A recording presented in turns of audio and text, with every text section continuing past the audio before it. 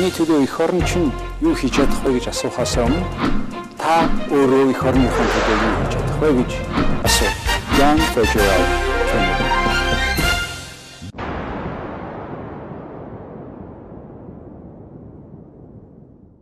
Сайн байцгаана уу хүнд үзэгчтэй. Өнөөдөр манай нэвтрүүлэгт Америкийн нэгдсэн улсын элчин сайд Jonathan Addleton хүрэлцэн ирээд байна. Good evening. Thank you. Mr. Addleton. Америкийн нэгдсэн улсаас Монгол улсад суугаа онц бөгөөд бүрэн эрхт элчин сайд Jonathan Addleton. Элчин сайд Jonathan Addleton 1984 оноос хойш Америкийн нэгдсэн улсын гадаад харилцаанд ажиллаж байсан туршлагатай ахлах ажилтнуудын нэг юм.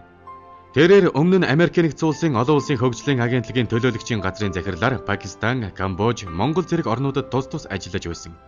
Мөн түнчлэн Йордан, Казахстан, Өмнөд Африк болон Эмэнд Америкийн нэгдсэн улсын олон улсын хөгжлийн агентлагийн хөтөлбөр хариуцсан ажилтнаар ажиллаж байв.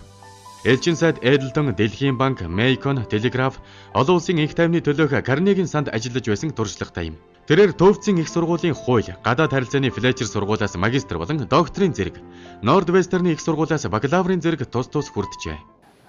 You are ambassador of a great nation, our big friend, the United States of America. And I would like to thank you again very much for coming to this show. And I would like to ask you first to introduce yourself, where you were born, school, parents, and how come you became a diplomat. Okay, no, thank you very much. I was actually born in Pakistan, but spent my years, my college years back in the U.S. at Northwestern University outside Chicago, and later in Boston or outside Boston at Tufts University. I learned early on that I wanted to travel. I guess that accounts for being a diplomat. But I chose in the early part of my career to be at the USAID, so served in a number of countries managing development programs. That included Pakistan, Yemen, South Africa, Cambodia, Kazakhstan, also Mongolia. And then last year I had the chance to return to Mongolia, this time of course as ambassador. It was a wonderful opportunity. My family loved immensely our first time around. We were here from 2001 to 2004. Now I've been back for about 10 months, and it's terrific to be back after, I guess, 6 years away. You're welcome. You are serving in Mongolia second time, this time as ambassador, and we are very honored.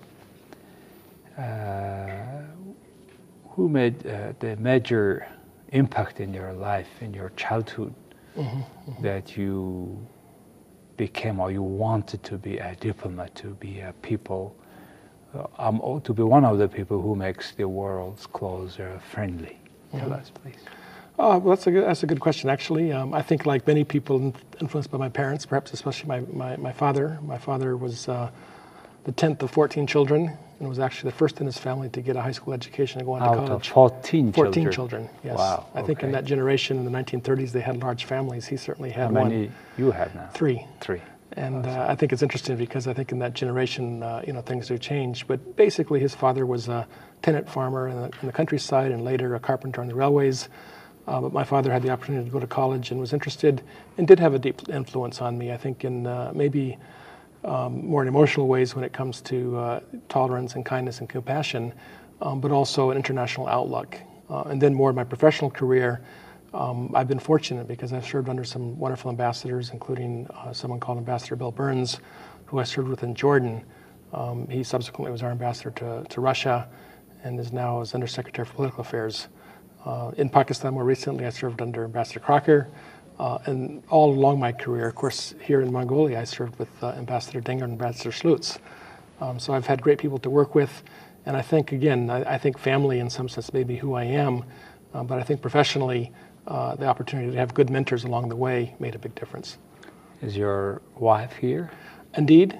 We met, my wife is originally from Scotland, although she's now a U.S. national. But the first time around, we were here with 5 of us, Fiona, myself, and our 3 kids. Now our kids are our boys are older, but there's 3 of us here. My wife Fiona and our daughter Katrina is in 10th grade here in Ulaanbaatar. 10th grade. 10th grade, yes. And she's a school. She attends the international school. Here. Yes. How about sons? Well, my oldest son is actually in college in the U.S. and my second son is just finishing high school this year. This year, so. Yes. Okay. We have been enjoying the friendship, the relations with your country for not that long time, a formal one. Yes. But informally, they were, according to one of the articles you wrote about, they were the first official mission was how many years ago? Right. Now, a couple of things to say. The one that you're referring to actually was in 1920, when the first official U.S. diplomat came here. From it was, I think, from Beijing. He worked in our embassy there at the time. In terms of formal relationship, of course, we've only had it for 23 years. I'm hoping I should be here to celebrate the 25th year in 2012. But you're right, 25 years is not a long time. But as you pointed out, in those early years, in the early 1900s, we had relationships.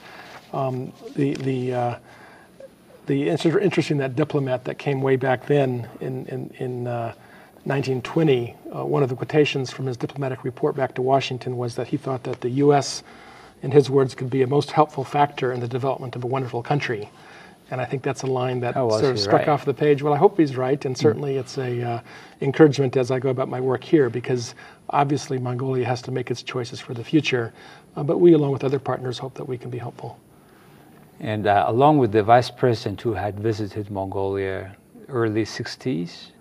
You're talking, actually that was earlier than that. I think you're talking about, there's a couple interesting, if you don't mind the historical connections, way back in the late 1800s, actually, an engineer, Herbert Hoover, who later became our president, he was just a young guy at the time, but he visited what was then called Urga, and he talks about watching the Bogd Khan ride a bicycle around the courtyard in Gandan. But the vice president you're talking about is also quite interesting, because this was during the Second World War in 1944, and he was taking a trip through Siberia and did come down to Ulaanbaatar for 36 hours. And was fascinated by Asia, in fact.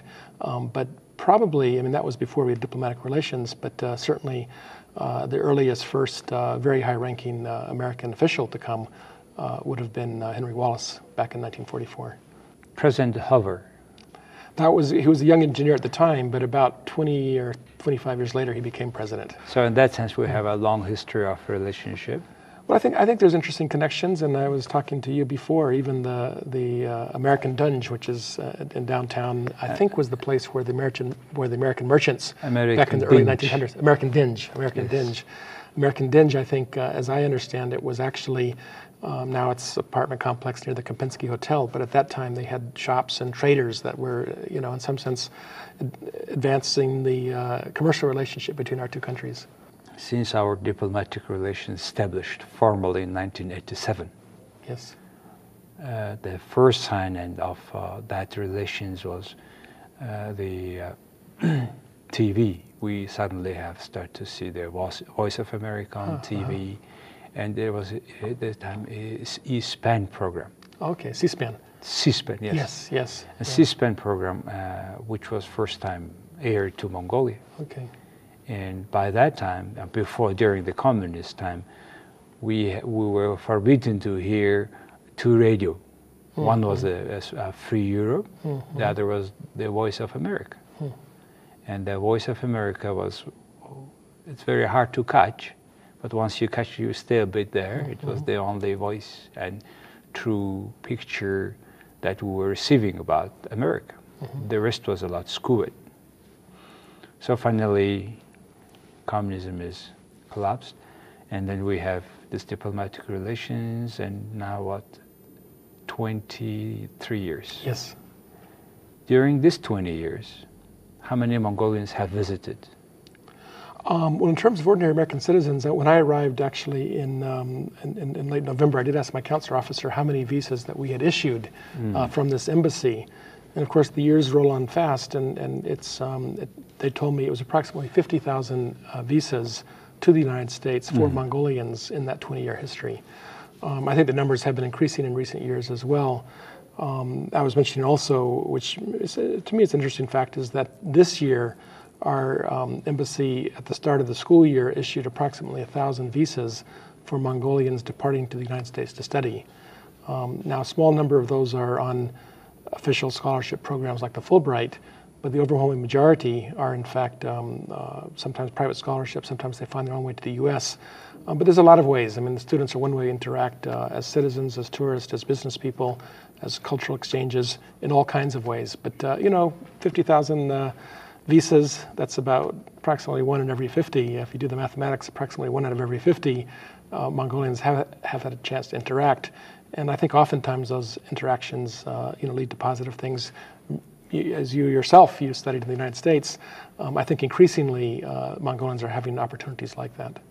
Yes, we are very fortunate to have a internationally qualified education from the U.S. institutions, and many young children study now in the schools with their parents, and these 50,000 people are potentially people who have seen the country, who have brought the value, I think, of social living and the way how the modern world lives.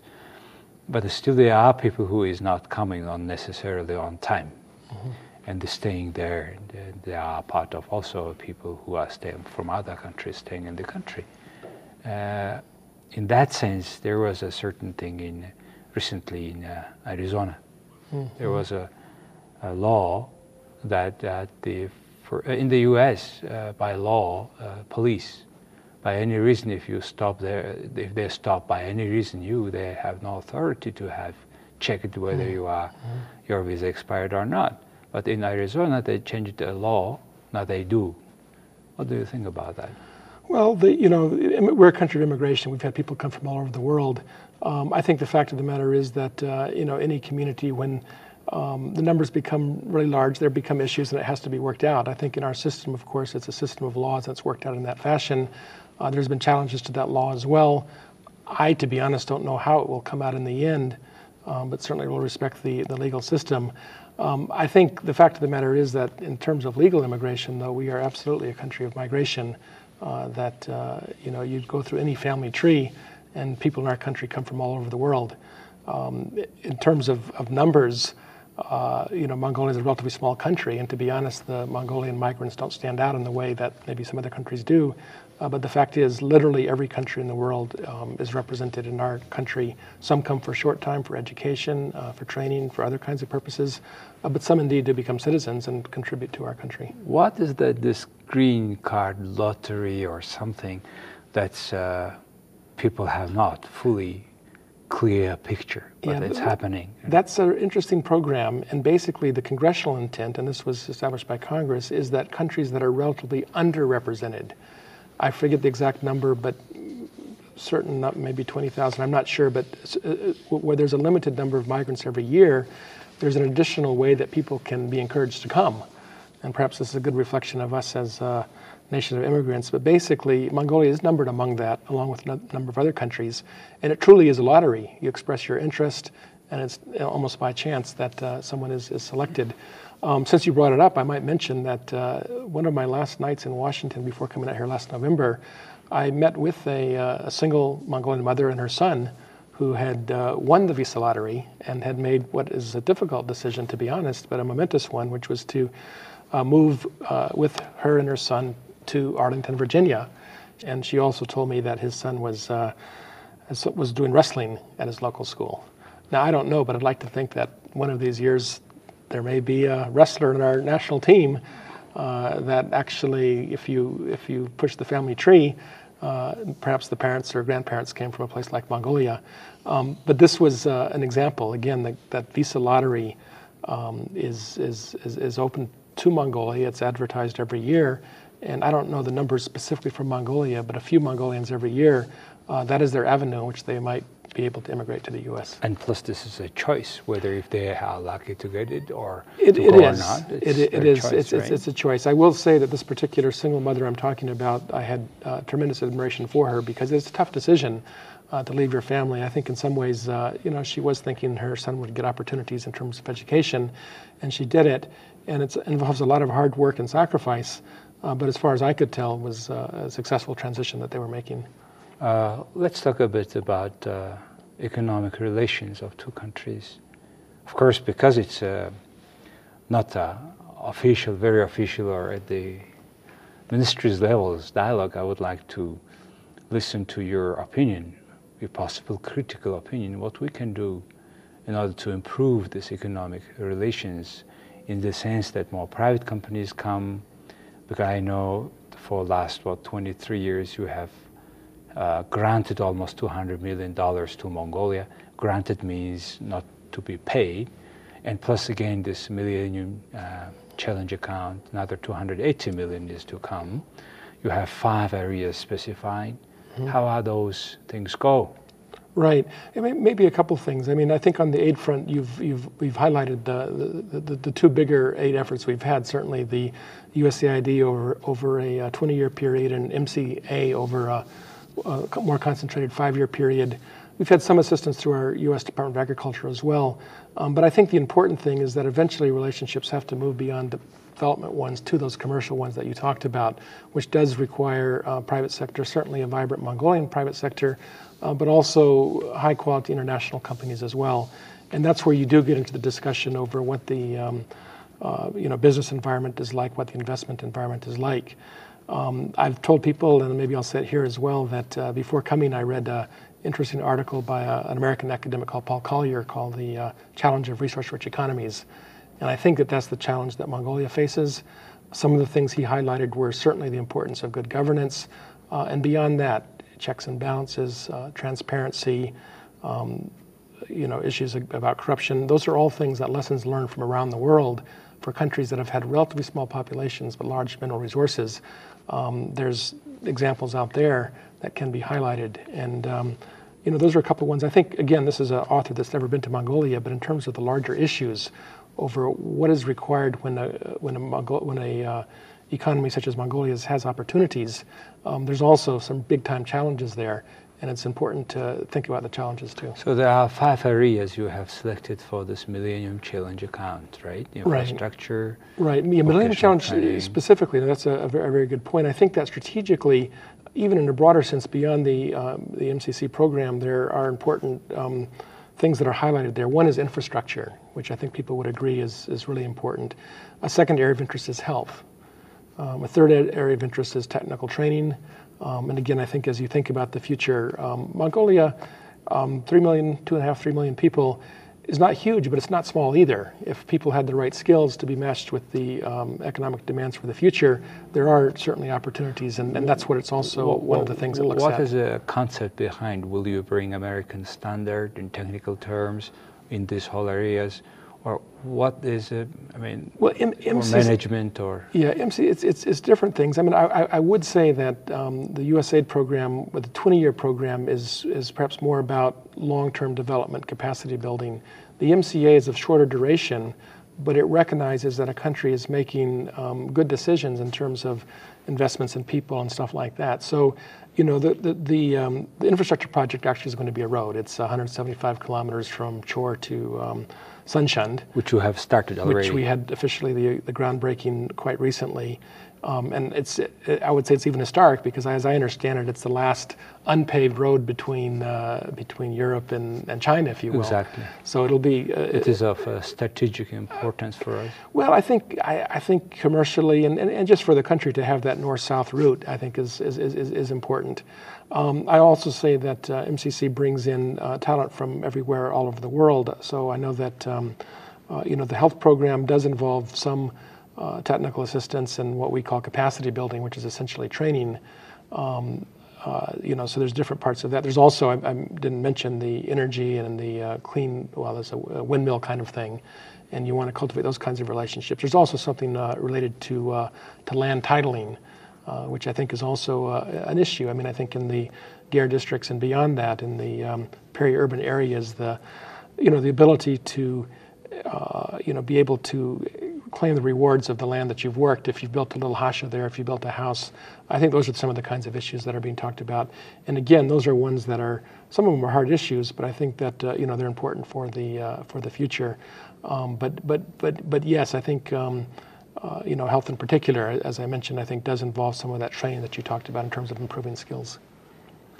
Well, just from the perspective that things do not repeat or the same things do not happen in that sense. That's why I was asking about the standards of operation, maintenance, management. In that sense, once it's coming whole completely from US with your technical assistance, I would think they would come with new standards, in particular in terms of vocational training. Well, vocational, get back to vocational training in particular. You're absolutely right that, although the program is providing some construction, some equipment, and that's important and useful, fundamentally the guts of any organization is not the building and it's not the equipment. It's the procedures, the commitment of the staff there, and the standards, as you said. And I think that the hope certainly with the technical training part is to again, bring in international standards. Actually, in this case, there's a German company that's offered some of the policy advice. I think there's a recognition that when it comes to technical training, Germany offers some good standards to follow, and that's being looked at as well. So I again, as a sort of a former development person, I couldn't agree with you more that it's not the things, it's the heart of anything is the people and the policies and the procedures in place. I would like to ask your opinion. What can be done better to have more private sector investment to Mongolia? We know the Caterpillar is represented by a private company, Warner Asia, and they are doing a good job. They have a shop in Darkhang and Ulaanbaatar. They do very good, and I think it's on a very good wave of investment in mining. Other than that, how do you see and why they're not coming? Right. Well, just to pick up on Wagner Asia in particular, I think that is probably our biggest investment so far, not just here in Ulaanbaatar, but in Darkhan. They have an agricultural equipment place, and down in the South Gobi, as you imply, they have a mining place as well. I think one of the good figures for Wagner Asia is that they have approximately 360 staff, and 355 of them are Mongolian. So it's a company that has had a big-time commitment to employing Mongolians, to training Mongolians, and that's part of their work. I think in some sense, that underscores the importance of issues like transparency and fairness and all that when it comes to attracting quality international companies.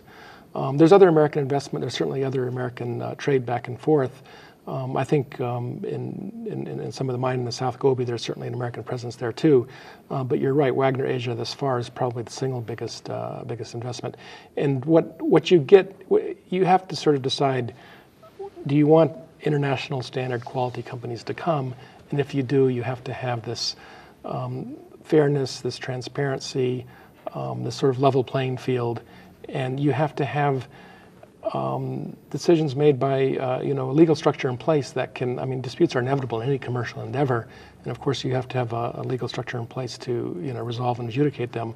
But fundamentally, it can't be about personal relationships completely. It has to be about legal frameworks in place, about investment frameworks in place, and that's the key. Okay, then we come to the issue I want to raise about the governance.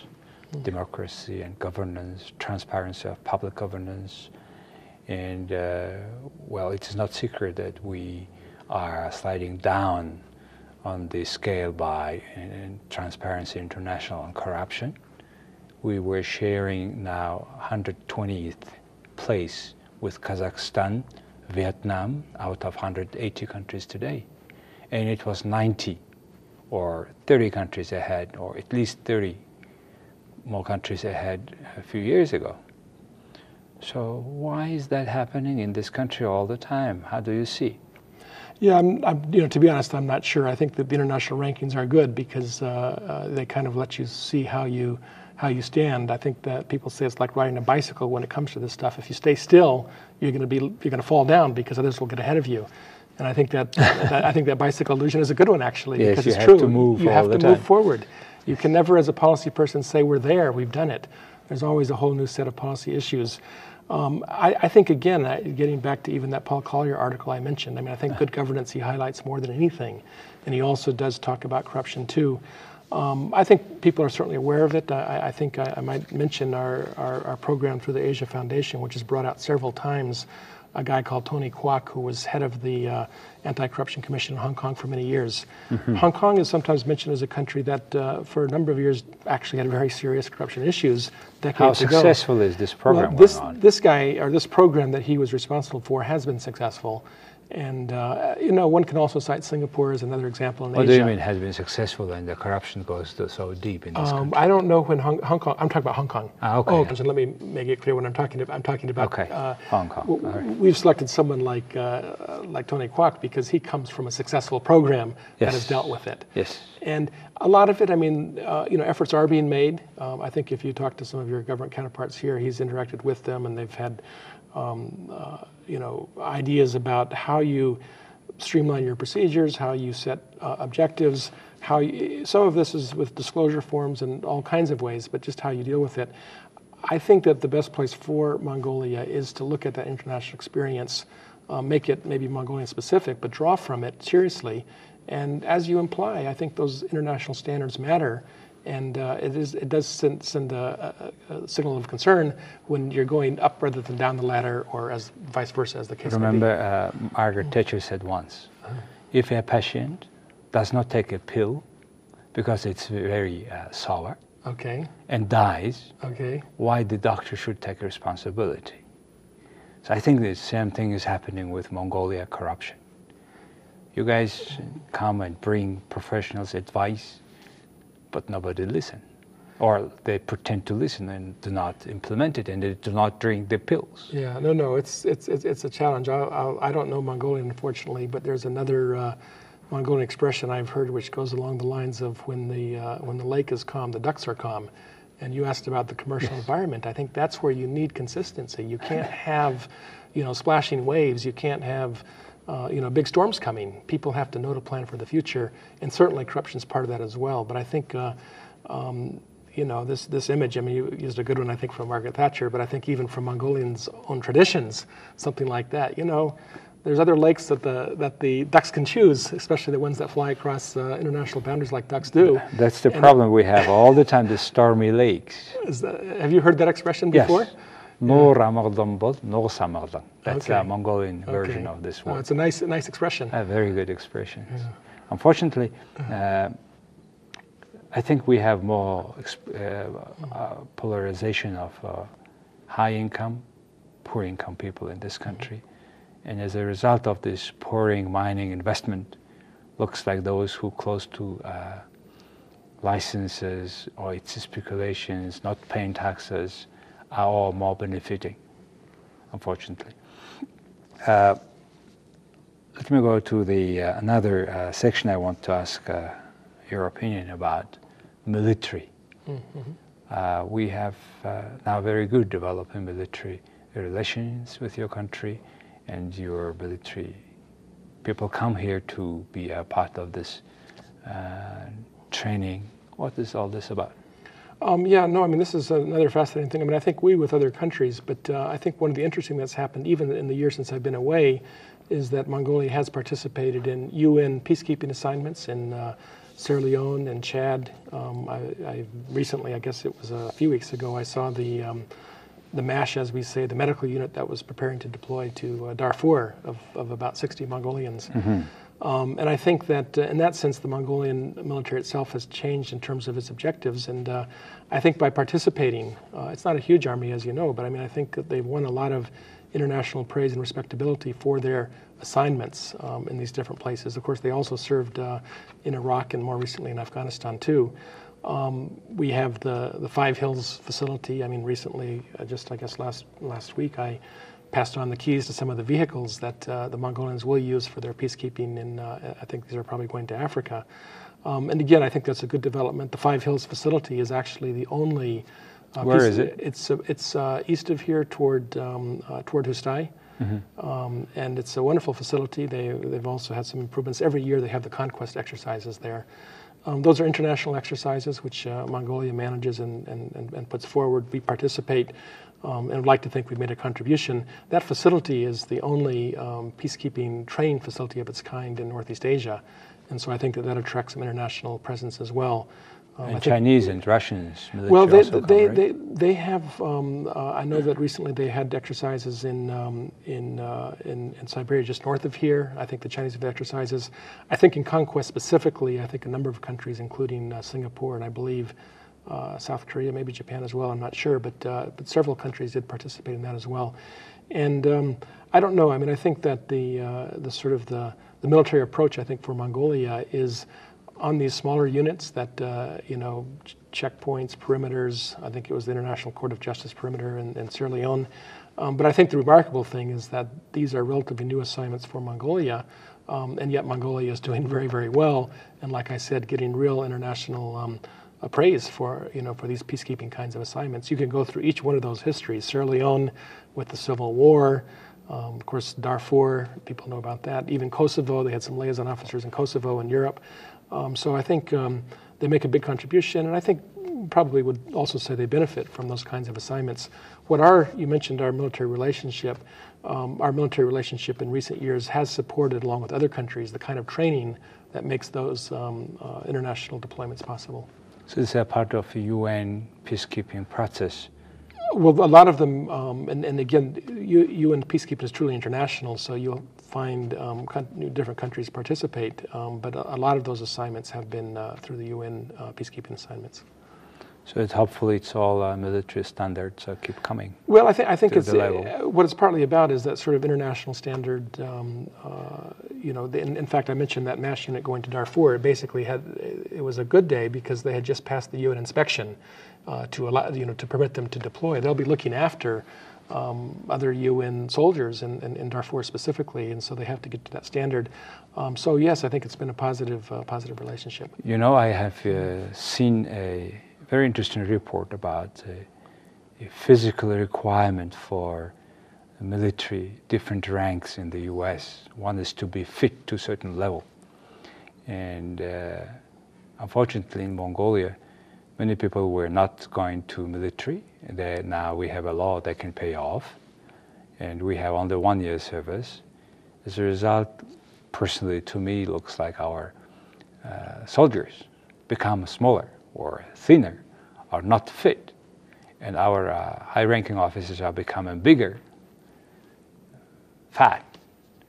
So do you know anything about this requirement? I don't know the figures on that one. In our country, we of course have an all-volunteer army and a professional army, and I think in some ways that's the direction that Mongolia is moving as well.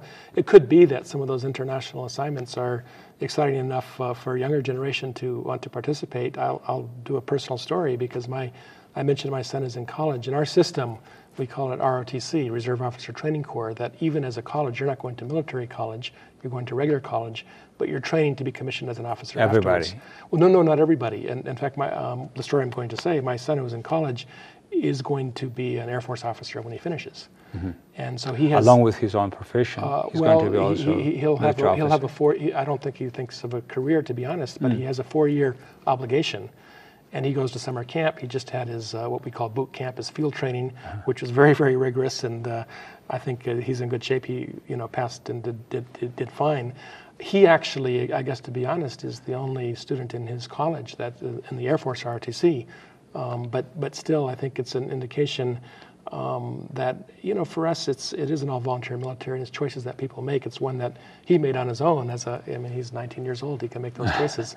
But it's been interesting, and from my perspective as a parent, a very honorable thing for him to do, to feel like he'll give 4 years of service to his country. You said U.S. Army is a professional army. Yes. Professional in the sense, you mean that whoever is in the army, they are paid for, right? No. What I mean is it's not a what we say a draft, not a conscript army. I see. It's a career choice that people make. Okay, either you go to army or not go. It's a personal choice. It's a personal choice, and of course you have to meet a certain standard as well. But it's a personal choice that you make, and it's not that you're obliged to be drafted in to serve for a couple of years, as has been the case in some years in our history.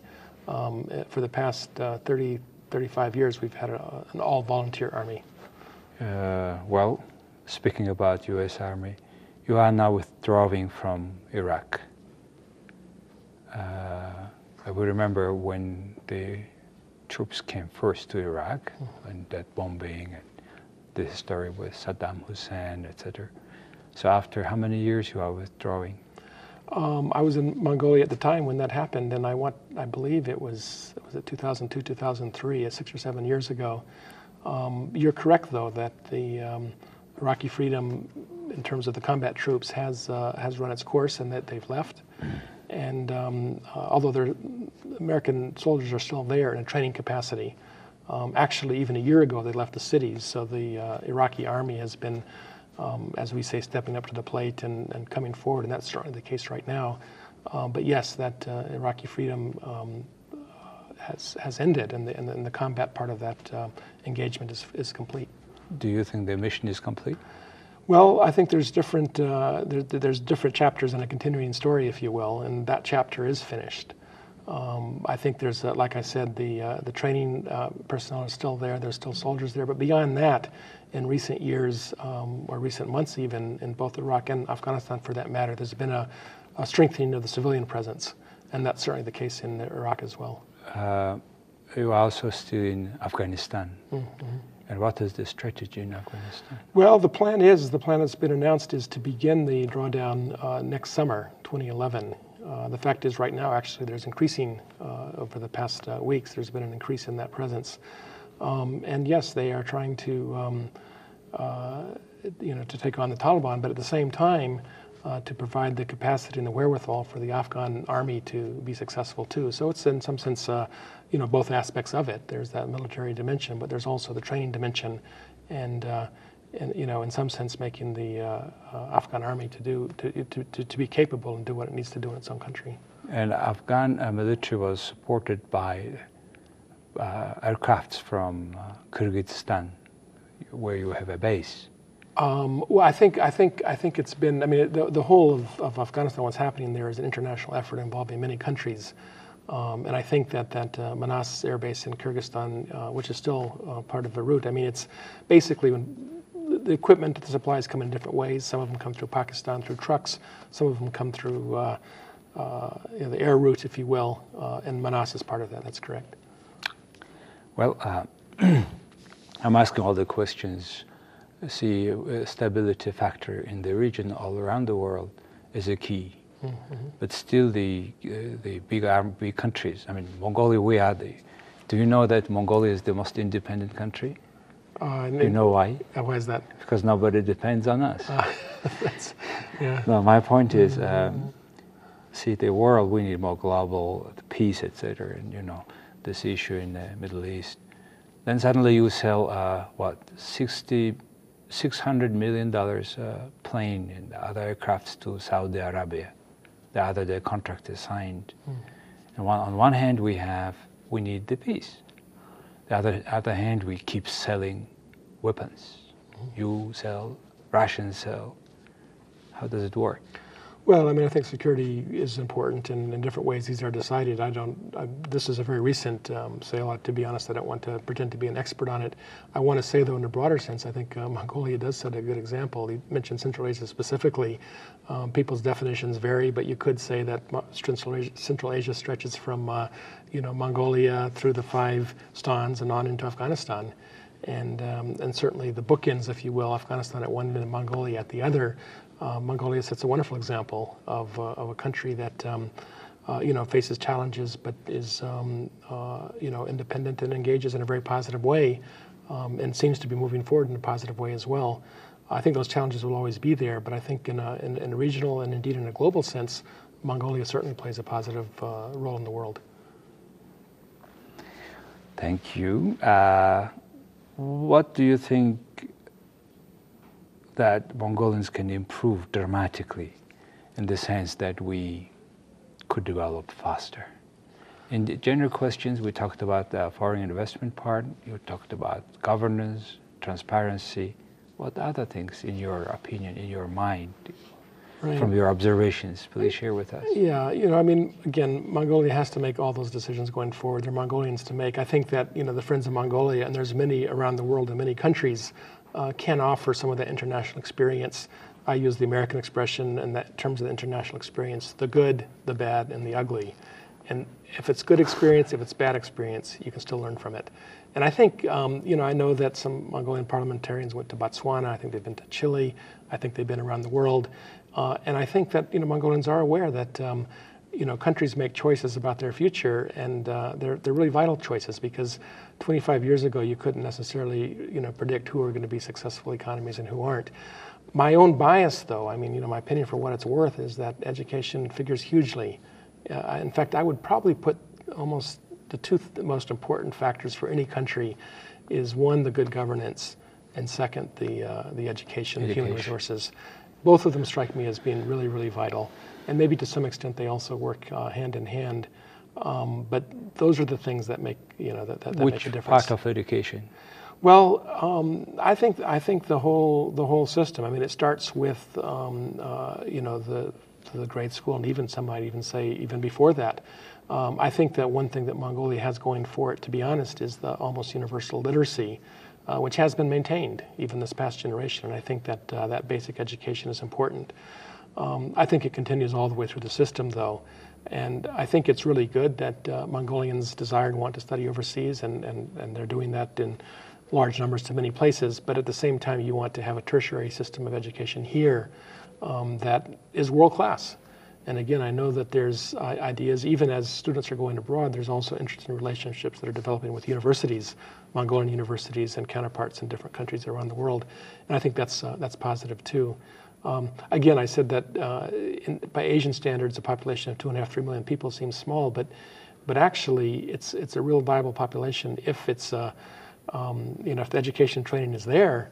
There will absolutely be opportunities for the future. Some of us have a dream, creating, say, American university of big names in Mongolia, so that our neighbors, young people, come and study here. Right. For that, we need, they say that we need a really whole, completely American standard of schools, universities. Mm-hmm. What do you think about that? Well, no, I think I do think that U.S. universities have a lot to offer in a lot of different ways, and there's a system. I mean, there's different ways. I think there's some 19th century universities, American University in Cairo and Beirut, that have really set high regional standards, and even further.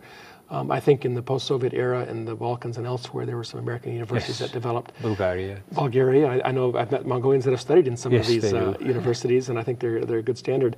I think both models have something to offer, and I think going forward, Mongolia will look at them and can benefit from that. And like you say, the vision, the dream of having a system that attracts other people from Asia and beyond to Mongolia, I think is a worthy one to aspire to.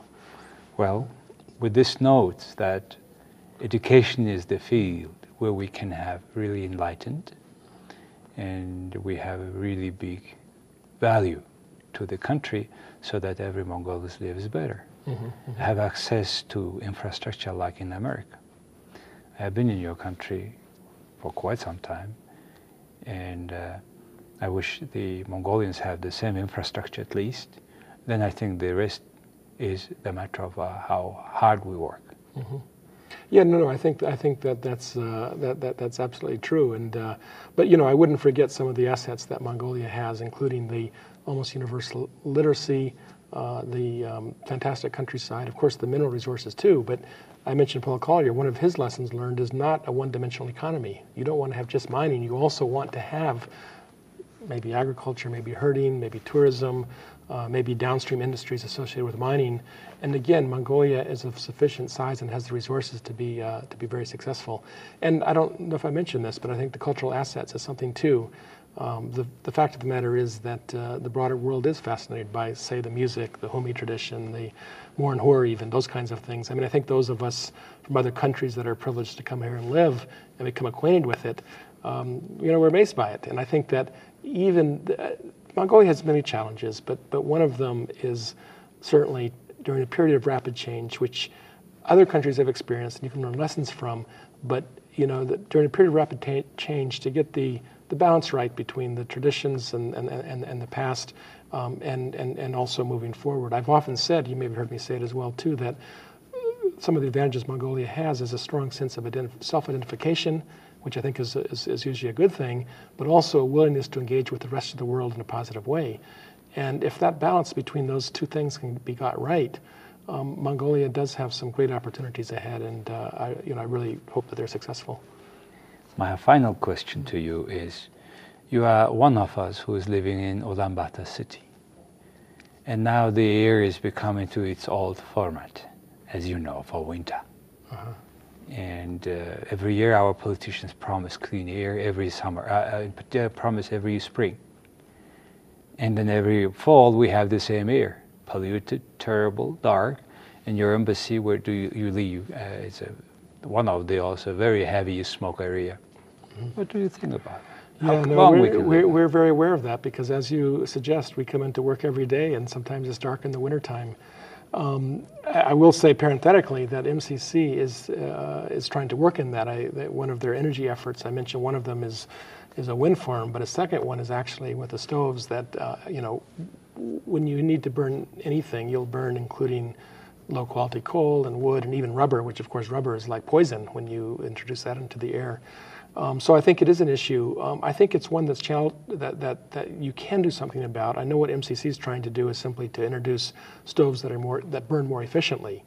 And what will be the cost of the food? Well, I think that I think actually even more. The cost is a factor, but it's more of a marketing outreach that you convince people that something new is better than something old, and so they do research that is able to say, such and such a stove with less fuel can, do better or have less pollution or whatever. And this is only one element of it, but it's one that people are working on. Frankly, I think the issue is poverty. The people, 170,000 Gir households, many of them are not able to pay for the sort of food, whatever it is. Even they cannot pay for the most ordinary brown coal. Right. So to me, the fundamental of solutions is replacing all good areas with apartments or at least low-income households. Don't you think? Well, no doubt that's one of the challenges, and that's probably the biggest development challenge is, as you imply, the issue of poverty, and to, when you move forward economically, to make sure that all elements of your society are moving forward.